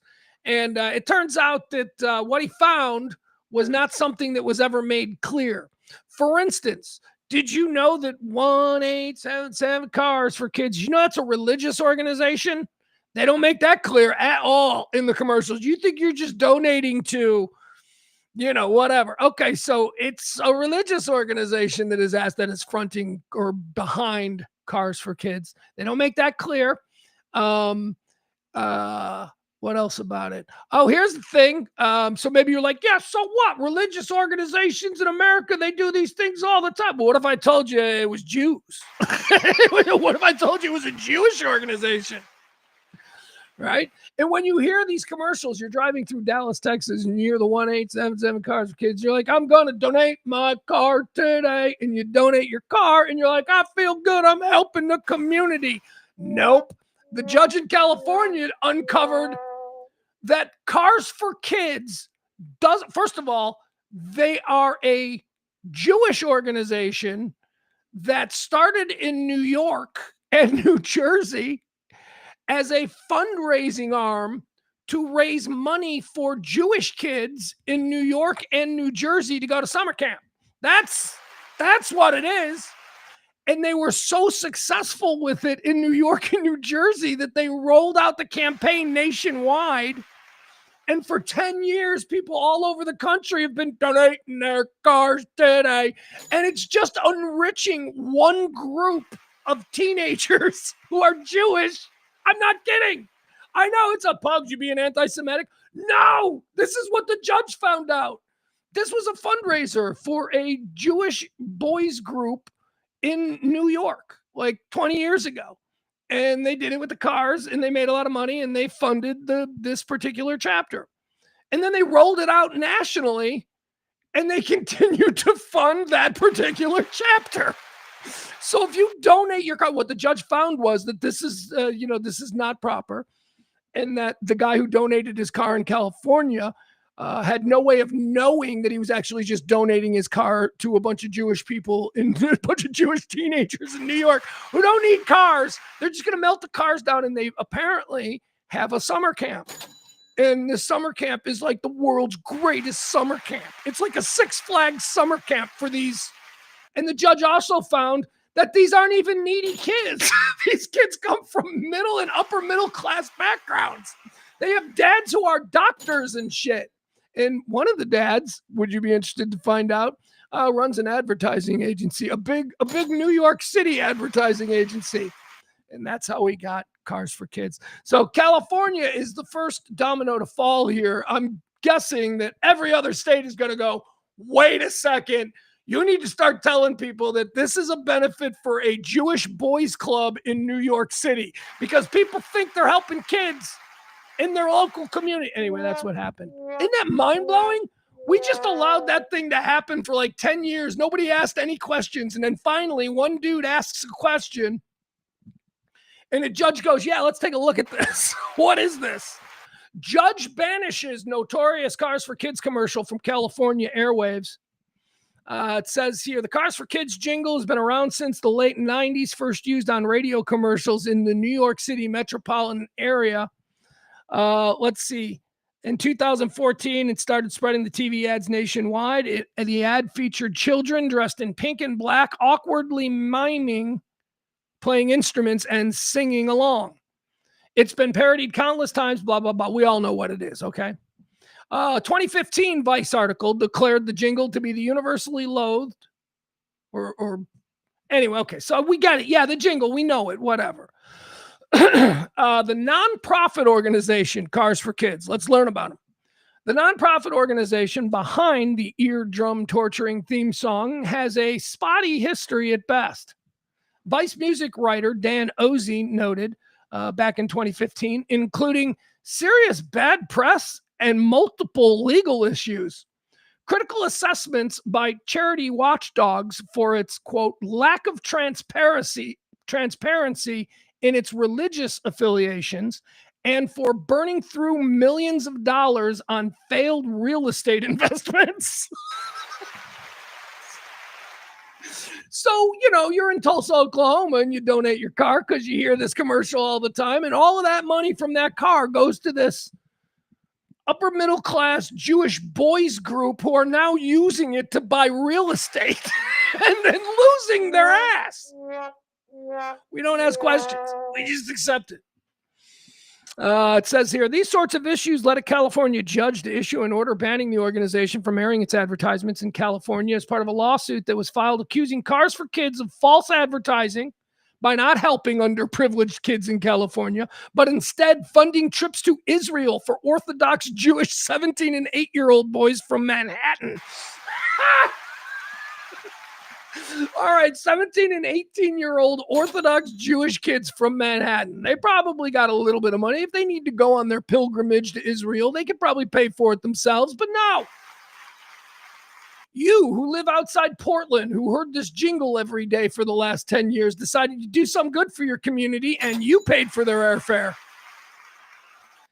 In the order, Judge Gassia Apkarian of the Orange County Superior Court of California noted how the plaintiff, Bruce Puterbaugh is the guy who brought the case initially, noted that the plaintiff, Bruce Puterbaugh, had testified that, quote, he was subjected to the Kars4Kids radio jingle repeatedly over and over. Even the court order notes the infernally ubiquitous nature of the ad, and that he had donated a 2001 Volvo to the organization, but then felt taken advantage of when he found out afterwards what happened to the funds raised by the donated vehicles. Yeah, you sent some already well-off kids to Israel for free. That's what your Volvo did. But didn't you feel good? Like when you did it, didn't you feel good? And isn't that worth something? The judge here in this case found Puterbaugh's testimony to be credible in his belief that the charity was helping underprivileged kids from all over the U.S. right? So even if you're like, okay, this is a national charity, even if I'm not necessarily helping kids with Cars for Kids in my neighborhood, the thought is that you're going to a disparate amount of charities that help get, nope. Bunch of Jewish kids from New York are buying real estate, bad real estate deals, losing money hand over fist. They're going to Israel, and they've got like a summer camp that has water parks. That's probably not that big of a deal, but it was noted multiple water parks at this resort style summer camp that they built. It's just for them. That's the problem. It's just for them. And the ads don't really make that clear. The ad makes it seem like we're helping everybody, and they're not. They're just helping them, and that's what the judge found, and that's why they can no longer advertise in California, and maybe they will be banned from advertising other places as well. Esty Landau, the chief operating officer of Kars4Kids, gave strikingly candid testimony, the judge noted, about how the charity functioned. Yeah, she didn't lie. She was like, yeah, this is what we do. I guess the gravy train's over now, but yeah, we've been doing this for 14 years. All right, so the person who runs Kars4Kids admitted that the 30-second advertisements, which had been running for 2 decades, says nothing about the charity's specific nature. She also confirmed that Kars4Kids is a Jewish organization, yet the word Jewish is absent from the ad. I don't know why that's important. I don't know why it would need to be there. I think I think we'd have to be told that this was tied into a faith organization, but the specifics, it's very triggering these days. Jewish people, we need to lay off them, right? All right, so Jewish is absent from the ad. The primary function of Kars4Kids is to fund URAH, OORAH, an organization dedicated to Jewish heritage and summer camps in New York. It's like the Catskills. This has been funding some Catskills resort for the last 20 years, and we all think we're doing good things. Landau testified that Kars4Kids is a national Jewish nonprofit that serves as the primary funding vehicle for URAH, and that approximately $45 million is sent to URAH, representing over 60% of Kars4Kids' total funds. All right, let's do the math now.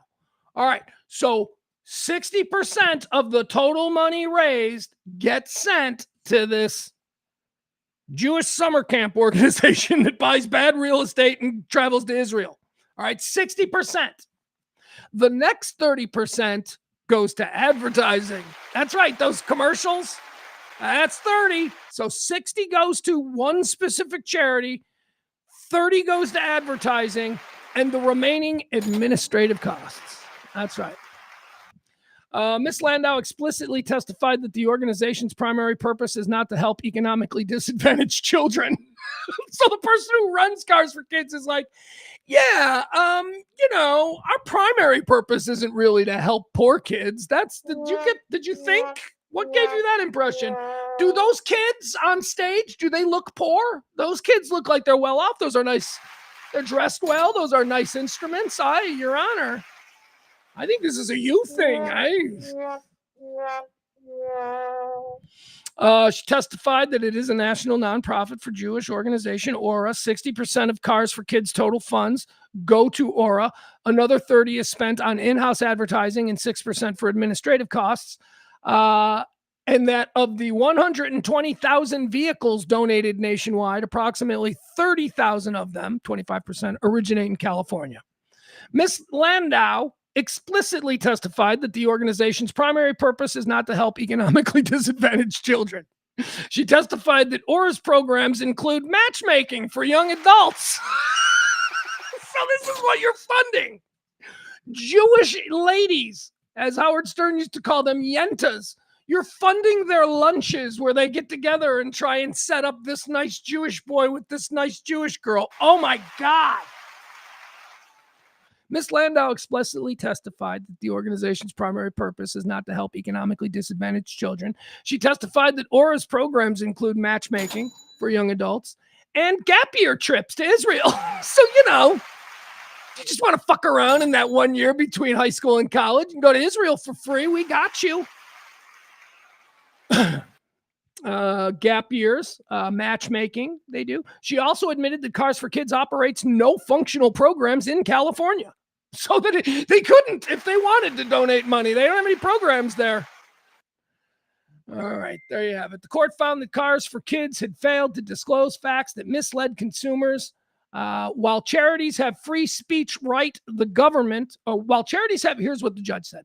While charities have free speech rights, the government may regulate misleading commercial speech. Fraudulent omissions in an inducement to donate property are not protected by free expression. All right, there you have it. Look at that. See, look, I just gave you something. So what are you doing this weekend, right? You're going to be around some people. You're going to be sitting around a backyard, maybe having a couple of beers. Now you can talk about Kars4Kids. Suddenly you're the hit of the party. You're the guy who knows about Kars4Kids and what a scam it is. And then you say, look it up. And they look it up and you're like a hero. All right, Kars4Kids. That's a big old scam. Here's a story from yesterday that is really interesting to me. I don't know how interesting it is to you, but the University of Chicago is going free for the poors. That's right. That is free for the poors. Now, what does that mean? Well, the University of Chicago is one of the best universities on the planet. Not just like one of the best. It's one of the best in the country, of course, but it's one of the best universities on the planet. And if you grow up in the Chicagoland area, even, if you grow up in an area like I did, where most kids go to high school and then they graduate and go to college, and we all go to college. None of us go to the University of Illinois. Nobody, because the people who go to the University of Illinois are two things. They are super smart and super rich. It's super rich and super smart. And they don't lower the bar for anybody, right? The University of Chicago basically invented college football in America. If you go back to like the 1910s, Amos Alonzo Stagg in the Monsters of the Midway, that's what they were known as, the University of Chicago Maroons. They had the first 5 Heisman Trophy, whatever. They were a dominant college football team back in the foundational era of college football. But then they abandoned all sports. They abandoned all sports around the time of the Manhattan Project. Apparently they decided, let's just focus on nuclear. Nuclear isn't a thing right now, but when we're done, maybe nuclear will be a thing because of the work we're doing here. So it's, they split the first atom, and it's pretty cool, pretty good school. Every couple of years they get another Nobel Peace Prize winner who's there on staff. It's a really aspirational school. And it's aspirational because not only is it crazy expensive, but you have to be really smart to get in. It's one of those schools. They have made it free.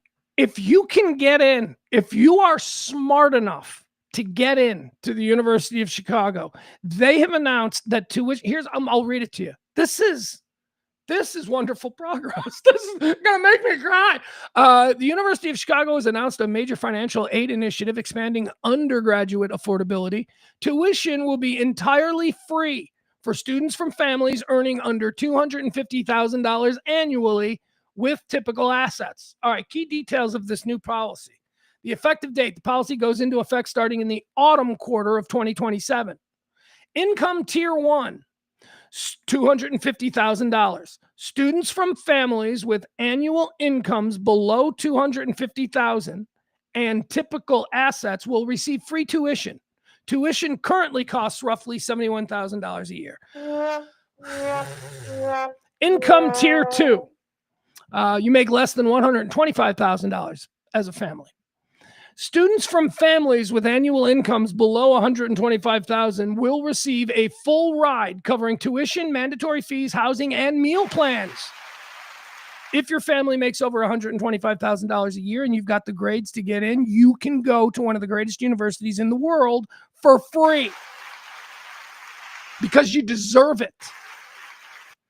Because this is America, land of opportunity, not just land of, you did all the hard work and you got straight A's your whole life. But your dad's an electrician. Fuck you, junior college. That's been the way. So for a university like the University of Chicago to go, you know what? We just want the best. We just want the absolute best and the absolute smartest. So we're going to stop with the gatekeeping of, your daddy, or you have to have an uncle, or somebody's got to be super rich to get you in here. We're going to drop that $125,000 a year. I imagine there's going to be a lot of people go, a lot of takers on that. A lot of takers on that. Asset qualifications. The policy targets families with typical assets, which generally include a primary home and modest savings. Target population of this plan. The school officials state that roughly 90% of American households fall within the income limits to qualify for free tuition under these new guidelines. They're not even making it hard. They're making it so that they really are throwing a net out there and going, give us your absolute smartest. If your absolute smartest wants an opportunity to learn from, that's pretty great. Anyway, I think this is awesome. Very excited about it. Why am I excited about it? Because I'm broke and I have a son who gets straight A's. That's why. Honey, good for you, University of Chicago. More universities should follow. I've always had a problem, the three great sins. Well, slavery. I mean, but we worked that. We realized that was wrong and we took the appropriate action. The three great ongoing sins of this country is that we have found a way to turn a profit on the education of our youth, the imprisonment of our worst, and of course, the education, imprisonment, and healthcare. That we should not have found profit centers in those three areas. Okay. Paying for prisons and putting people in prison and all the tax on society and all that is the price we pay for managing a civilized society. When people violate those rules, they must be taken out and warehoused outside of civilized society. We're not supposed to make money off prisons in this country. When grandma dies and she's on the Social Security and she has to put the house up because it doesn't cover everything, grandma shouldn't lose the house because she's dying of cancer at 95 in America.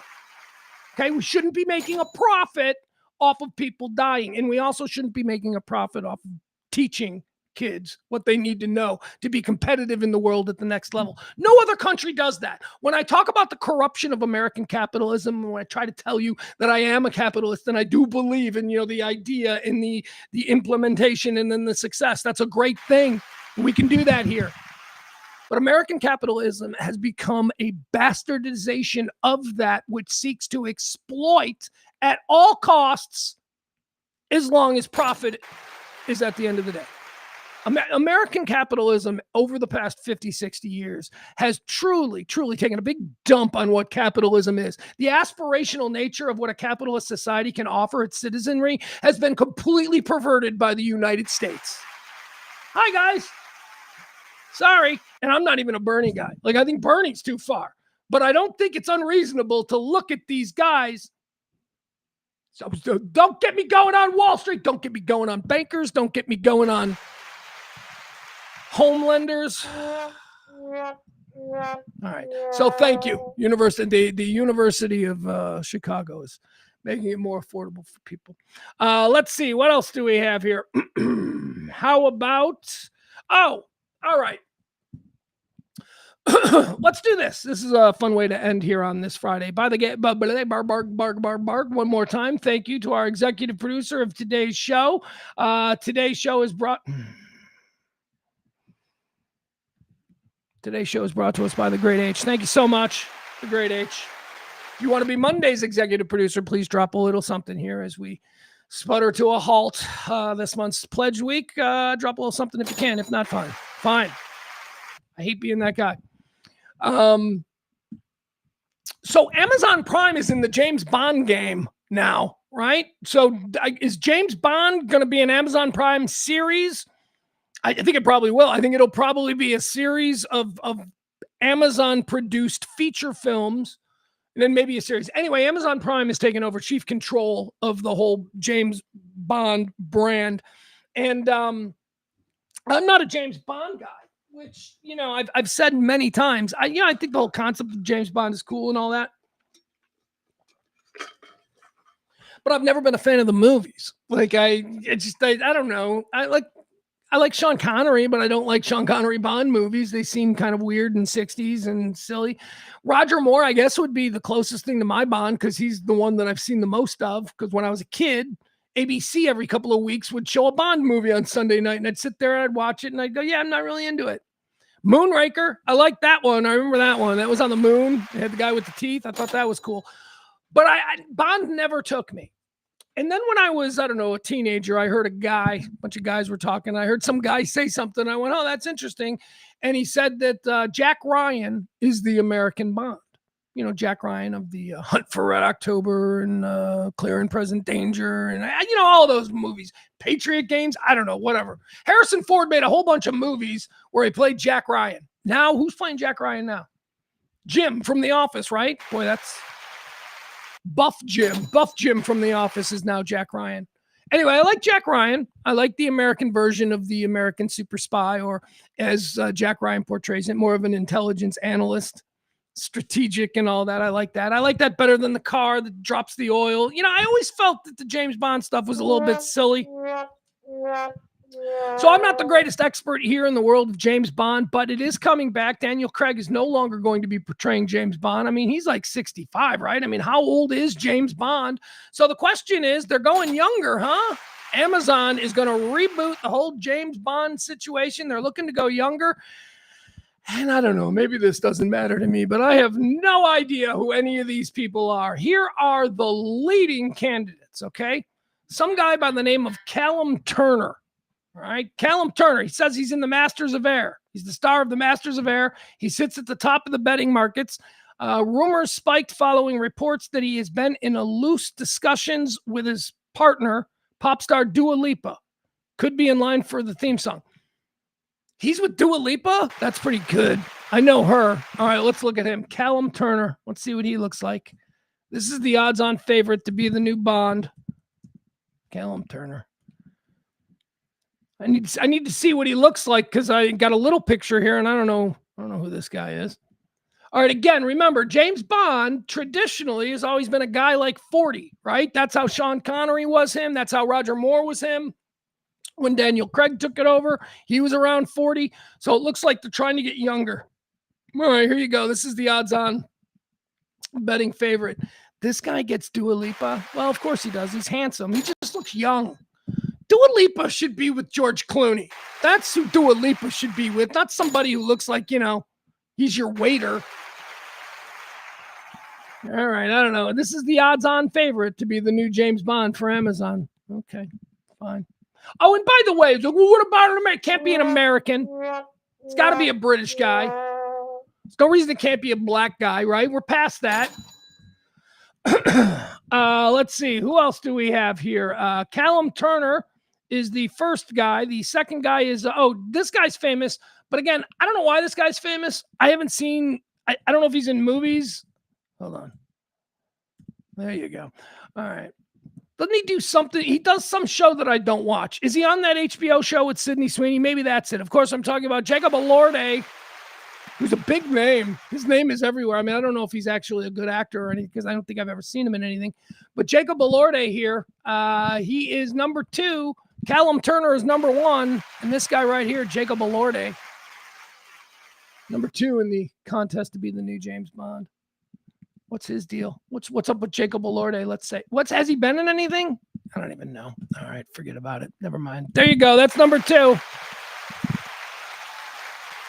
Callum Turner and Jacob Elordi, they are the 2 top leading vote getters as far as the betting markets are concerned as to who Amazon will choose to be the new Harris Dickinson. Who is Harris Dickinson? He's numbered the new James Bond. Who is Harris Dickinson? Widely reported to be on Amazon's internal wish list, The Triangle of Sadness and The Iron Claw.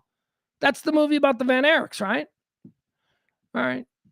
There was an English dude in the Von Eriks movie. Harris Dickinson. All right, let's check out Harris Dickinson. Here we go. Again, never heard of him. Maybe, you know what? It's like, I need to stop. He comes up first. I go HA in the search, and this dude comes up first. So obviously he's very famous, and I'm the one that's out of touch. All right, here you go. This is number 3. Harris Dickinson, 3rd most popular betting option to take over the role of James Bond. He's going to have to get a new haircut. That haircut is terrible. It looks like he's wearing his tie backwards. I don't like this at all. I mean, okay. There you go. Okay. A dime a dozen. I don't know. Is he a good actor? I don't know. I'm not seeing James Bond. I'm not seeing James Bond. Tom Holland. He, of course, is also mentioned as one of the top 5 leading candidates to take over the role of James Bond. Tom Holland is my son's favorite actor. My son wants Tom Holland. Tom Holland is Spider-Man. And Tom Holland is also with, who's Tom Holland with? Zendaya, right? All right. Who else are we doing now? All right, this guy. This is my wild shot, my wild card for this whole thing. I think this would be an interesting choice. Hold on, I'll show you. It's an interesting choice because it doesn't matter. And, some people will get spun up, but it'll die off. And then ultimately he'll be an awesome choice. And that is Damson Idris for the new James Bond. That's who I say. Damson, I like this guy. This is like the only guy that I know now. Where do you know Damson Idris from? Did you see F1, the Brad Pitt movie? All right, well, he was the other driver. He was the other star. It was him, and then it was Brad Pitt, and then it was this guy who was the other driver. Now, here's how I know him. Have you ever seen the FX series Snowfall? I don't know why Snowfall is so overlooked. Snowfall is an absolutely fantastic 5-season series that aired on FX for a number of years that details the rise of crack cocaine in South Central Los Angeles throughout the 1980s and into the 90s. Damson Idris, this guy what's it? Idris? Yeah. Damson Idris, who is my personal pick and one of the top 10 favorites to be the new James Bond, starred in that. He starred in it as a teenager. He played Franklin. Franklin, right? Wasn't that his name? Franklin, whatever. Anyway, he was a good kid who saw an opportunity to make money really quick selling crack, and he did, and he figured out how to make more money selling crack than anybody else. And so the series Snowfall tracks the rise of him from just a street hustler to one of these like cartel kingpins who runs LA by 1995. It's a tremendous series. John Singleton, I think John Singleton from Boys in the Hood created it. It is a tremendous series. Snowfall on FX. If you've never seen it, there you go. Jump in this weekend. So that's where you would know Damson Idris from. He was the star of that series, and he's my personal click to pick for the new James Bond. Not that I really care. Got to be honest. You know what? If it's Franklin from Snowfall, I'll check it out. But he's one of those guys. He's another one of those guys that you're like, wait, he's English? Like, I had no idea. He was so convincing as like a South Central Los Angeles 1980s gangbanger that I'm like, wait, he's English? He's English and he's Shakespearean trained as an actor? Well, I could tell that because he's a hell of an actor. He's a really good actor. What are you guys doing this weekend? You got anything going on? I am 4 hours and 20 minutes away from first pitch. Chicago's Crosstown Classic kicks off. Chicago Cubs coming to the south side to play the White Sox. Chicago Cubs in first place. Chicago White Sox half a game out of first place. Both teams over 500. This is the first that they play all the time. Well, they don't play all the time. They play 2 times a season. And usually one team is good and the other team sucks, and it's not blah, blah, blah. So this is rare. This is rare right now where the Chicago Cubs are inarguably, I think they were last week, they were number 1 in the power rankings, and then they lost like a bunch in a row. But arguably the best team in baseball, taking on their little brother, their little crosstown brother, who is the hottest team in baseball. That's how you would say it. Chicago White Sox are right now the hottest team in baseball. They're the only team in baseball with a 6-game winning streak. They got the longest streak going. So this is gonna be a war, man. This is gonna be the big money, big brother Chicago Cubs coming into the little shitbox cell on the south side and playing against a bunch of people who nobody know their names. Well, Mooney, everybody knows Mooney. Do you want me to do it? All right, I'm going to do it. I'm going to do it right now, and that's going to be the last thing I do. So if you want to get out of here, this is for nobody but me and maybe Tom Beller. I don't know if there are any White Sox or Cub fans that frequent the chat room. But here you go. Are you ready? My all-Chicago baseball team. Are you ready? Let's combine the 2 teams. Let's see who's got the better players. Let's do this, huh? All right, let's start with the catcher position. Kyle Teal is the best catcher in Chicago, but Kyle Teal hasn't played all season yet. He is rehabbing right now, and he's expected to possibly even come back on Monday or Sunday. The Cubs. All right, I'll give the Cubs. I can't remember the Cubs catcher's name, but he's pretty good. And for right now, because we've got a rotation of backup catchers, Kyle Teal is the best catcher in Chicago. But okay, we're going to give it to the Cubs.